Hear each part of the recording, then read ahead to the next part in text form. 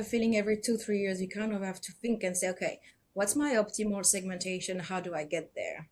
Based on who's coming in my city, the type of business they bring, and rethink very quickly.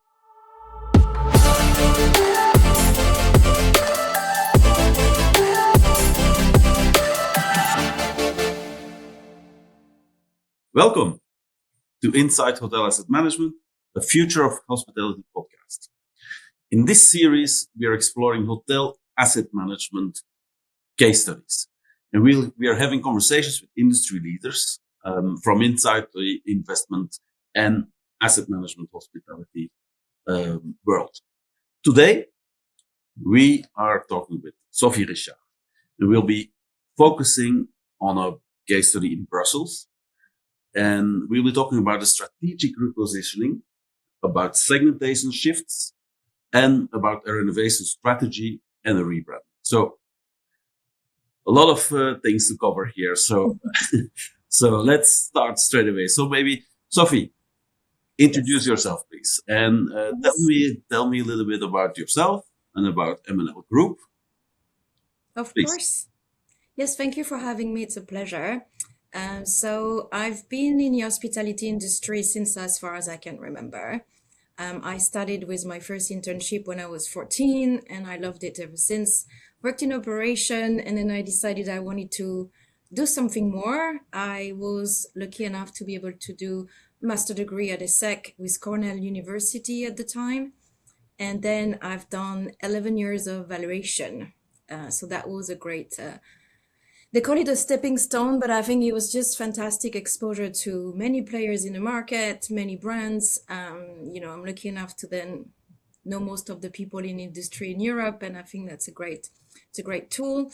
I decided after a while that the only thing that was missing for me is I was a little bit too far away from the actual operation of the hotel. And this is when the ID and asset management was emerging at the time very much in Europe, to go back into closer to the operation. And that was just a natural move. And I've been with MNL Group for 10 years in about a couple of weeks. So very exciting. The MNL Group is a family office. They're based in Singapore.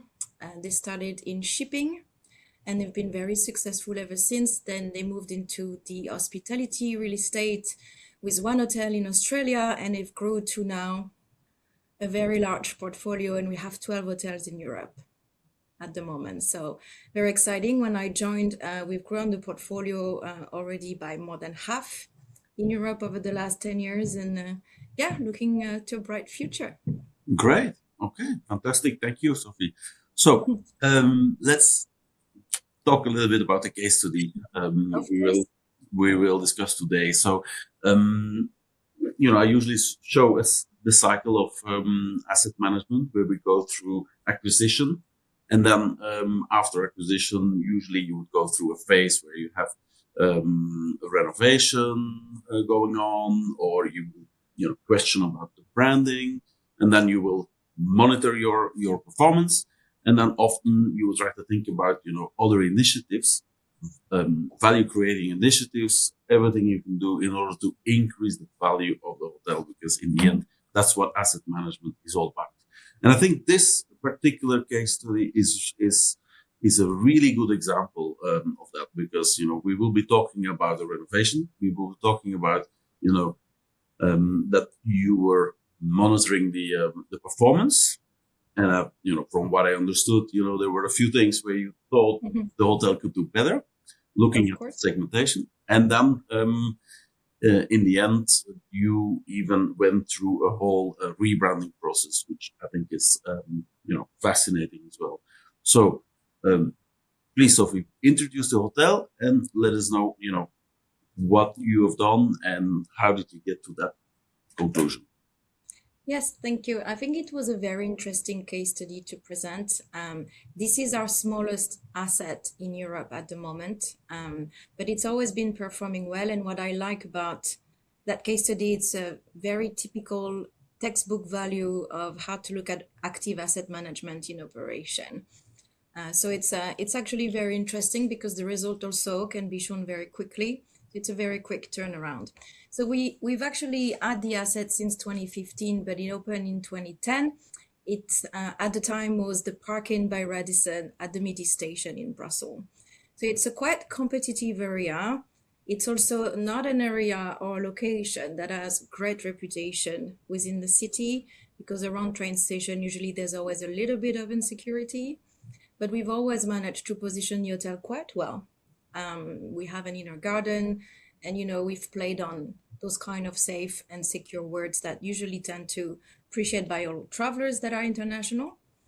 And then, around 2017, we started to look at the hotel a little bit more. And in 2018, I sat down with the team and I said, listen, it seems that we have a trend over the last 6 months that's going down in terms of RGI. And I've asked them to deep dive a little bit into the data. And we've been lucky enough to have enough data tool. And this is very important. Whatever you use for benchmark, whether it's Hotstat or STR or MKG at the time was also available, you really deep dive. And even with Demand 360, you have a look at where the comp set does better. You have your team on site, they actively talk to people. And then we realize that there's a particular segment that tends to be very heavy with us and very low rated. And I was very much driven by wholesalers. So I don't know if everybody's familiar with wholesalers, but they tend to buy, your inventory in bulk at a very high discount price. And they don't sell it directly to guests, they sell it to another party. So it could be OTA, travel agency, travel operator, call them however you want. But then you completely lose control over your inventory. And that's not a great segment, but sometimes it's needed. That's why it exists in some moments. But I think it was the right time to look at it and say, okay, if in the past they used it as base and to create that revenue stabilization and that level of business on the book they felt comfortable with, we have to look elsewhere and make a strong decision. So with the team, we've done the analysis. What if we cancel completely our contract and we remove them? So we decided to remove them. And in 2019... Sounds like a pretty bold move, right? Because well, I suppose yes, contract, gives you, quite a lot of security and that's the base business, right? That yeah. people love, because your revenue management system typically yields on top of base, right? If you have that strong base, then the pricing yield. But you have to, and operators are usually very good at it. You do a displacement analysis. You really have a look at what it displays as a segment, your corporate, your more wanted segment, even some of your other discounted segments, add better value. And that's come to the quality of the revenue at the end of the day that comes into your book, because we had a strong occupancy. We're in the high 80s at the time. So it was actually pretty strong. And, from the high level look, it's not bad. And we had a good GOP margin as well. But, you can always do better. And then we deep dive. And then we make a bold move. And that's when you lose 13% of your occupancy overnight. Mm-hmm. And that is a bit, I have to say, that was the first time I did this completely. It's something I was confident would resolve, but you still go a bit nervous into the story. I think it's, it was a bit unsettling. The first month, the second month, nothing moves, right? Except that you lose that occupancy. And when you look at the future business on the book, it's not there. So you're losing towards the competition. And that was a little scary. This is where you find a little bit of resistance as well. You have to explain that very clearly to the owners why you're doing it. Resistance, with the operator and with Of your course. owners as well, or, so both, or? I think it's a bit of both, Yeah. but the job of asset management, at least how I see it, and how I think a lot of asset manager would see it, is to look at the medium to long-term value here. Yeah. Now we have to understand that our hotel are incentivized differently, that our sales team are incentivized differently, the revenue team is incentivized differently. They only look at certain part of revenue. So, the RGI needs to look good. Whether it comes from occupancy or it comes from rate makes no difference to them if the RGI is good. It makes a huge difference to me, though. Mm-hmm. As the asset manager. So the resistance was really to explain to people, you have to give it a little bit of time. Change doesn't happen overnight, but that's something we felt confident. I was very lucky. I had a very strong relationship with the general manager at the time. Okay. Just to be clear, so M&L Group owns the hotel. The hotel is branded under Park Inn, which is the brand of Radisson, and Radisson was also managing the hotel, right? Correct. Yes. So, we can't manage the hotel on their behalf. That's something, we can only sit down and discuss strategy. It was an absolutely must for me to have the local team agreeing with the strategy overall. And was that difficult? Was it difficult to get the local team, the management team of the hotel to agree with that strategy change? I think if you look at the bigger picture, the general manager could see the future. And I was lucky he had a financial background. He was very an efficient person. He was looking at efficiencies and he didn't look for a quick turnaround within the months. So it was not difficult. And I really worked hand in hand with him through the process to look at it because there are certain, in that overall segment, there are certain small pieces of leisure group that we've decided to keep as well. Because they were coming at the right time, they had the right pattern, the right spending outside of the bedroom. So it was an entire process that we dissected. And it's all about the data. The data is all there. It's how you interpret the data, how you look at your comp set, and how do you say, okay, I need to just simply take a bold move and try to reposition myself. You always have the option, although I hate to say, well, if not in 2019, we're losing some room nights. If we can't replace it all with other segment, nothing stops you from restarting the year later. Those contracts, should your move has not come to fruition. But we were lucky. It didn't last a year to do that. From Q2, we already started to see some numbers change. My business on the book looks a lot brighter for the next Q3, Q4. But what was very interesting is toward the end of the year, we boomed. Wow. And all of that segmentation that was taken us from July to December was really taking the hotel down. And the results were incredible. I can't say I'm not pleased with it. I didn't think it was going to be that strong right away. I thought I could show a good trend on Q3, Q4 that would be the business case to not renew those contracts going forward. I didn't even need to build a business case. I think nobody wanted to renew those contracts going forward. And right away we saw we've got an RGI in the market that moved up. We've got an ADR that moved up. So it was a very successful first step. Great. And, I love the fact that you talk about the quality of the revenue, because, by achieving a better quality of the revenue, by quality, I suppose you mean, maybe a little bit less occupancy, or at least in the beginning, in order to, start building a higher rated space. And then, of course, trying to match that, getting close to the previous occupancy levels, but with a higher rate, which would obviously mean, a better bottom line, because higher rate means better flow through. Great. That's a fantastic example. Tell us a little bit about your, the next phase of the whole repositioning exercise with this hotel. So yes, so I think that the natural transition at the end of the year, because we've managed to increase our rate by 8%, right, which was unexpected, and that entire segment by 43% increase in rate. The next phase was to really holistically look at the hotel and say, great, we've managed to reposition our segmentation. Does our current segmentation reflects well with the physical assets, right? The hotel opened in 2010. We were already 9 years in its life cycle.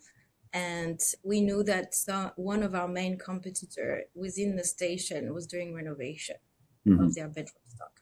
So naturally, you come to the point where you say, okay, is it the right time to look at ourselves? And then, as everybody knows, COVID hit, right?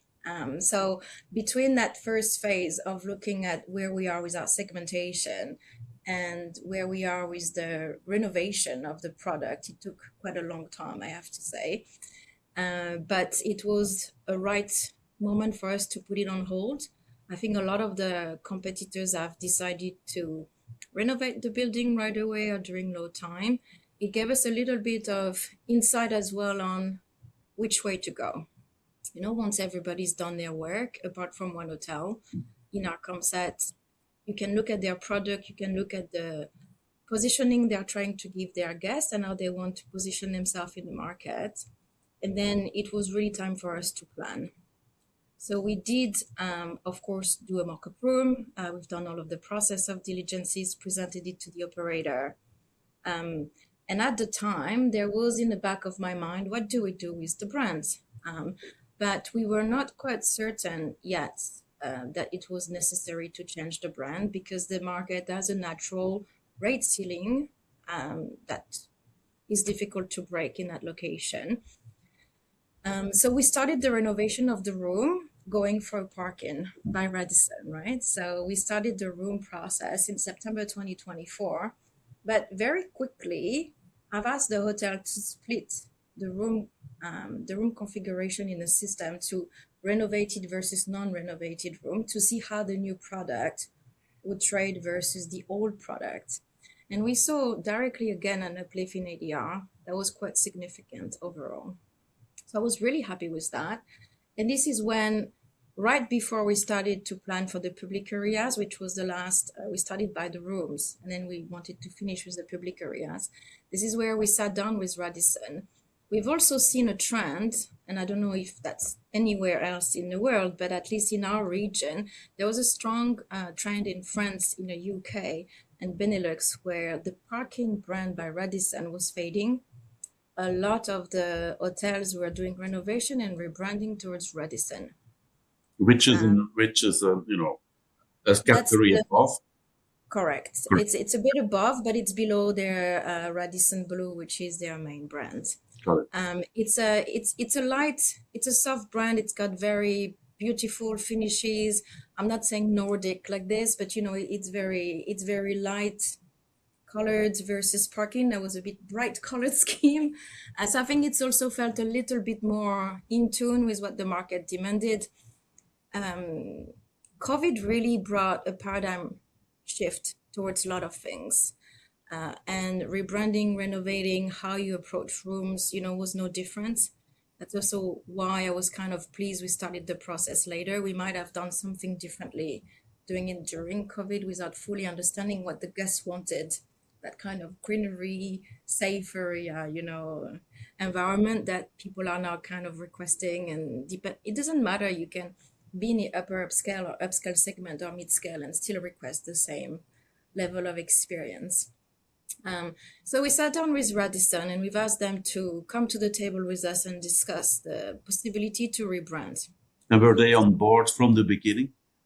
I think the first time we've discussed it, and that's always, that moment between the operator and the owner, we looked at the basic guideline of the brand and forget about just the design of it. It was more about the manning that was a bit difficult to achieve, the elevated costs in certain area.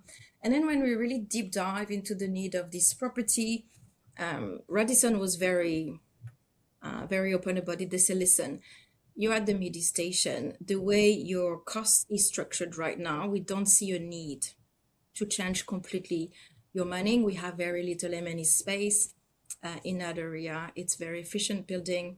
So we've kind of agreed to say, listen, we don't need any other changes except for signage change and making sure that our public area colors scheme was changing slightly versus what we had.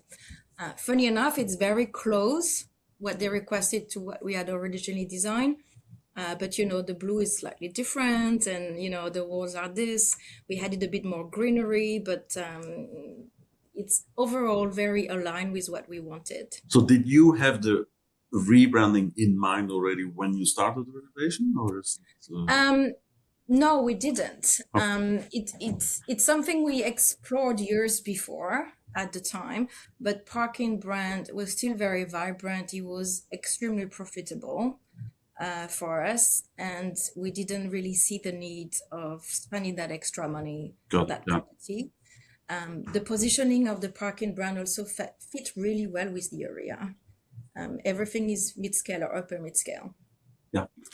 Because the sequence of your position it's unusual. It's unusual. It's interesting, right? Because usually you would say, okay, let's rebrand, and by doing the rebranding and trying to rebrand to a higher category, you would then change the segmentation and try to upgrade or uplift the ADR and everything. But you did it a little bit the other way around. We did it the other way around because we realized we're not so far away from the brand standard of Radisson, and Radisson was carrying a lot of the things we wanted to carry, a bit that sustainability element, the environment. So it kind of felt like a good fit right away.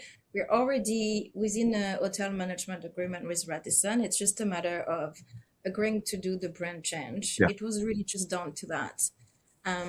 From the perspective of the owners, the only extra cost that needed to be negotiated was the signage at the end of the day and the wayfinding around the building, which is slightly more clean as a Radisson than it used to be with parking brand. But in all honesty, it was not a very difficult process. I think we also value in trying to push the Radisson brand forward. They've given us a very strong business case that they felt that they could achieve better top line with the brand than they would with the parking brand, with limited increase of cost. So, what's not to like about this when you're the owners? I think also with the hotel being brand new and fresh, because we've really done a renovation over the period of 9 months when you think of it. Because the first room went back in December 24, and we rebranded on the 1st of September, even though some of our rooms are out from September 24. So over the course of 9 months, guests have seen the transformation, and I think it has that kind of violent impact, positive impact, by rebranding on 1st of September to say, look, it's not just brand new room, we're also a brand new brand, got a brand new website, we've got a brand new product to offer, and it was very well received. I have to admit, we had a very positive feedback from the guests. Everybody was excited. We have a very strong base business, and they saw the transformation alongside with us, and we got very, very nice feedback as well. So did you see that then in your guest satisfaction scores as well? Is that so the guest satisfaction, the metrics, on cleanliness, it's not that the hotel was not clean, but when it's aging, sometimes guests confuse aging with dirty to some extent, unclean. But sometimes there's a stain, sometimes the carpet is a bit damaged. But in reality, it was very clean. But now our cleanliness factor has gone really high. Overall satisfaction. It's also the value for money. To some extent, when your hotel start aging too much, guests don't feel that they should pay the higher price for the product. So that value for money, I think we don't have that issue anymore of charging the higher rate. And we've got some quick win within 4 weeks. We filed for the city to get a 4-star classification. They've approved it. Great. With that reservation right away. That has allowed us to try to get some leisure contract, which requested that 4-star classification. So do you think, because my question, is how important is that 4-star classification days? Yes, but it's not so much for guests, right? Individual guests now, I think they're walking away from the star because, one, per region it varies greatly, and second, because they look at the brand. I think they're more attached to brand and level and experiences. But you still have that group business, that corporate and that leisure, they're very attached to it. And the 4-star classification for leisure contracts of some companies are very important. The same way that in some areas you can't accept, pharma can't accept if you're 5-star. You have to be 4. So I think sometimes it's, it's to understand, what would be, and, it's that's things that I recommend every asset manager to do. Sometimes just look at your asset all blank. The market shift is faster than ever. before you could stay on the same trend for 5-6 years. Since COVID, I have the feeling, and every crisis we've gone through, I have a feeling every 2-3 years you kind of have to think and say, okay, what's my optimal segmentation? How do I get there? Based on who's coming in my city, the type of business they bring, and rethink very quickly. So the exercise maybe before every 5 years to do, you probably have to really look at it on a yearly basis and say, am I still optimal in what I'm trying to achieve right now? And there's of course a lot of internal and external factor, but for us it was very important to get that 4-star classification right away. And if you think of the timeline, 1st September rebrand, we've got it mid-September, the 4-star classification, which allowed us to sign contract for 2026. Okay. It was not too late at the time still. So win-win-win. Yeah, fantastic. And I think that's a great measure for success as well, right? So you got the 4-star classification you wanted. You've seen an improvement in guest satisfaction. Any other KPIs you would be looking at? You mentioned market share before, RGI. Yes, I can share the RGI we've done because we have a very comparable Q1 2024, and the reason why I use 2024, it's because 2025 we were closed for renovation for half of our rooms and part of the public area, so it didn't really. We're not showing apple to apple, but our RGI in Q1 2024 was 81, and 2026 we had 110. Wow, fantastic! Yeah, no, that's amazing. And this sounds like a really successful project. So that's great. Congratulations. Is there anything you think you'd say, okay, this is something we would do differently today? I think there's certain part that I would have thought differently. I think we probably, I would have looked at the backbone of the building a bit more to see if there's some technical element of the building we would have want to redo at the same time, because you gain in efficiency at that time, because it's something that we're looking at right now at certain element like the TV, the Wi-Fi cabling. It's not something at the time that seemed very important, but I would probably try to advance certain capex item at the same time of a full renovation. So really do a full building review. The negotiation with the operator, to be honest, and as much as this is very unusual and we've been very successful, I think is much better to be done ahead of time. Mm-hmm. So this is very something that we should have.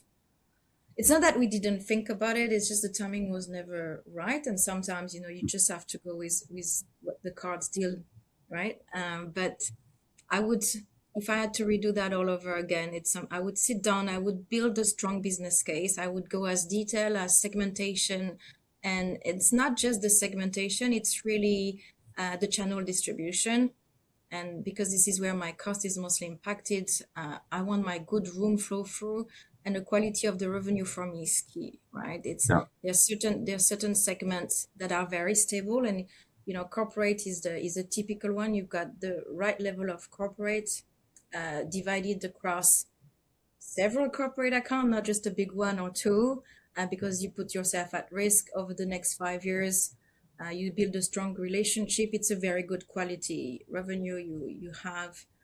Same thing with some of your base business, whether you're an airport or train station, it could be crew, it could be anything else, the areas. But it's that quality of details that I would go into to really understand and plan ahead, because this is where your sales team and your revenue team then say, okay, that's the strategy. The hotel will be refurbished in 18 months and done. That's the optimal segmentation.